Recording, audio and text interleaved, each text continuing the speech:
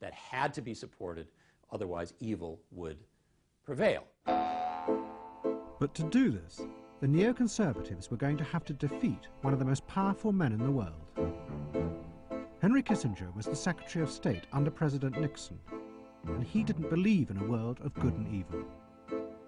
What drove Kissinger was a ruthless, pragmatic vision of power in the world. With America's growing political and social chaos, Kissinger wanted the country to give up its ideological battles. Instead, it should come to terms with countries like the Soviet Union to create a new kind of global interdependence, a world in which America would be safe. I believe that with all the dislocations we now experience, there also exists an extraordinary opportunity to form for the first time in history a truly global society carried up by the principle of interdependence. And if we act wisely and with vision, I think we can look back to all this turmoil as the birth pangs of a more creative and better system. Kissinger had begun this process in 1972 when he persuaded the Soviet Union to sign a treaty with America limiting nuclear arms, which was the start of what was called détente. And President Nixon returned to Washington to announce triumphantly that the age of fear was over. Last Friday in Moscow, we witnessed the beginning of the end of that era, which began in 1945. With this step, we have enhanced the security of both nations. We have begun to reduce the level of fear by reducing the causes of fear for our two peoples and for all peoples in the world. But a world without fear was not what the neoconservatives needed to pursue their project. And they now set out to destroy Henry Kissinger's vision. What gave them their opportunity was the growing collapse of American political power, both abroad and at home. The defeat in Vietnam and the resignation of President Nixon over Watergate led to a crisis of confidence in America's political class. And the neoconservatives seized their moment. They allied themselves with two right-wingers in the new administration of Gerald Ford. One was Donald Rumsfeld, the new Secretary of Defense. The other was Dick Cheney, the President's Chief of Staff. Rumsfeld began to make speeches alleging that the Soviets were ignoring Kissinger's treaties and secretly building up their weapons with the intention of attacking America. The Soviet Union has been busy. They've been busy in terms of their level of effort. They've been busy in terms of the actual weapons that they've been producing. They've been busy in terms of expanding production rates. They've been busy in terms of expanding their institutional capability to produce additional weapons at additional rates. They've been busy in terms of expanding their capability to increasingly improve the sophistication of those weapons. Year after year after year, they've been demonstrating that they have steadiness of purpose, that they're purposeful about what they're doing. Now, your question is, what ought one to be doing about that?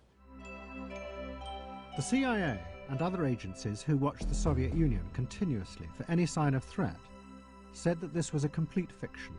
There was no truth to Rumsfeld's allegations. But Rumsfeld used his position to persuade President Ford to set up an independent inquiry. He said it would prove that there was a hidden threat to America.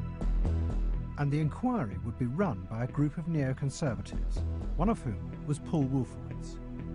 The aim was to change the way America saw the Soviet Union. And Rumsfeld won that very intense and tense political battle that was waged in Washington in 1975 and 1976. Now, as part of that battle, Rumsfeld and others, people such as Paul Wolfowitz, wanted to get into the CIA, and the mission was to create a much more severe view of the Soviet Union, Soviet intentions, Soviet views about fighting and winning a nuclear war. The neoconservatives chose as the inquiry chairman a well-known critic and historian of the Soviet Union called Richard Pipes. Pipes was convinced that whatever the Soviets said publicly, secretly they still intended to attack and conquer America. This was their hidden mindset. The inquiry was called Team B, and the other leading member was Paul Wolfowitz. And the idea was then to appoint a group of outside experts who have access to the same evidence as the CIA used to arrive at its conclusions and see if they can come up with a different conclusion. And I was asked to chair it, because I was not an expert on nuclear weapons. I was, if anything, an expert on the Soviet mindset, but not on the weapons. But that was the real key, was the question of the Soviet mindset. Because the CIA looked only at, they were known as bean counters, they always looked at weapons. But weapons can be used in various ways. They can be used for defensive purposes or offensive purposes. Well, all right, I collected this group of experts and we began to sift through the evidence. Team B began examining all the CIA data on the Soviet Union.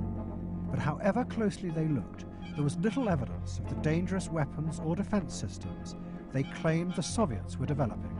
But rather than accept that this meant the systems didn't exist, Team B made an assumption that the Soviets had developed systems that were so sophisticated they were undetectable. For example, they could find no evidence that the Soviet submarine fleet had an acoustic defense system.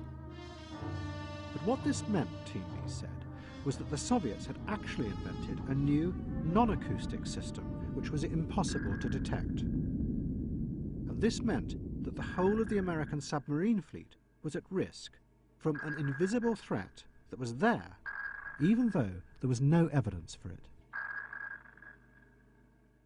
They couldn't say that the Soviets had acoustic means of picking up American submarines. Because they couldn't find it. Because they couldn't find it.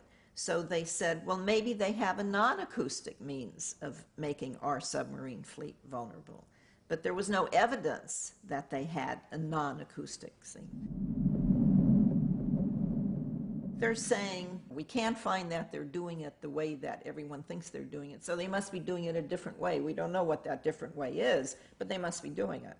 Even though there's no evidence? Even though there was no evidence.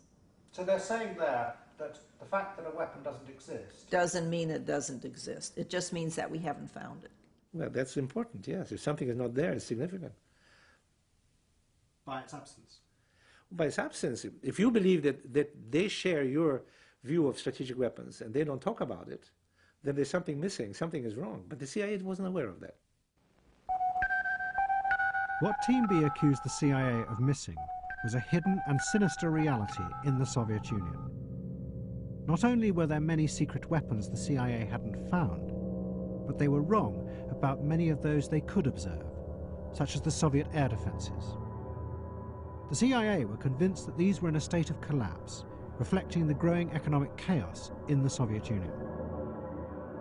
Team B said that this was actually a cunning deception by the Soviet regime. The air defense system worked perfectly, but the only evidence they produced to prove this was the official Soviet training manual, which proudly asserted that their air defense system was fully integrated and functioned flawlessly. The CIA accused Team B of moving into a fantasy world. The CIA was very loath to deal with issues which could not be demonstrated in a kind of mathematical form, a scientific form. I said they consider this soft evidence. They deal with realities, whereas this was a fantasy. That's how it was perceived. And there were battles all the time on this subject. Did you think it was a fantasy? No, I thought it was absolute reality. I would say that all of it was fantasy. I mean, they looked at radars out in Krasnoyarsk and said, this is a laser beam weapon, when in fact it was nothing of the sort. They even took a Russian military manual, which the correct translation of it is The Art of Winning. And when they translated it and put it into Team B, they called it The Art of Conquest. Well, there's a difference between conquest and winning. And if you go through most of Team B's specific allegations about weapon systems and you just examine them one by one, they were all wrong. All of them? All of them. Nothing true? I don't believe anything in Team B was really true. The neoconservatives set up a lobby group to publicise the findings of Team B. It was called the Committee on the Present Danger, and a growing number of politicians joined, including a presidential hopeful, Ronald Reagan. Through films and television, the committee portrayed a world in which America was under threat from hidden forces that could strike at any time. Forces that America must conquer to survive. A concentration of world evil, of hatred for humanity is taking place, and it is fully determined to destroy your society. Must you wait until the young men of America have to fall defending the borders of their continent? This dramatic battle between good and evil was precisely the kind of myth that Leo Strauss had taught his students would be necessary to rescue the country from moral decay. It might not be true, but it was necessary to re-engage the public in a grand vision of America's destiny that would give meaning and purpose to their lives. The neoconservatives were succeeding in creating a simplistic fiction, a vision of the Soviet Union as the center of all evil in the world, and America as the only country that could rescue the world. And this nightmarish vision was beginning to give the neoconservatives great power and influence.